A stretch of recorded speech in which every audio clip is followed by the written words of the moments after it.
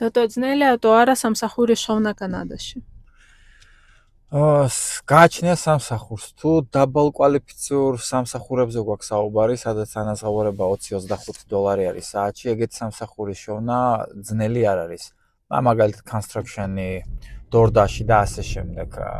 ეგ პირველივე დღეს ისოვი, როგორც კი ძებნას დაიწყე პირველივე დღეს ისოვი, მაგრამ თუ პრეტენზია გაქვს უფრო მაღალ ანაზღაურებაზე და უფრო კვალიფიციურ სამსახურზე, სიტყვაზე საოფისე სამსახურზე ან ელექტრიკოსი ან პლამერი, სანტექნიკი, როგორც არის, მან ლიცენზიები გინდა.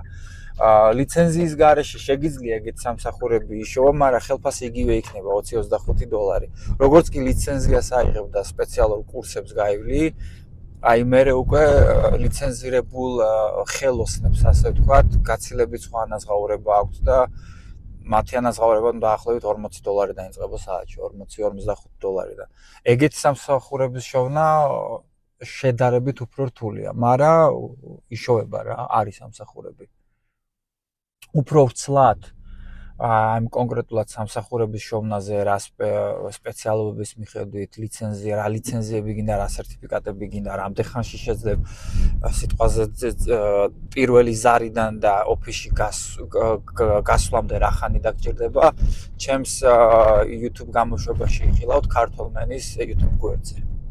მადლობა.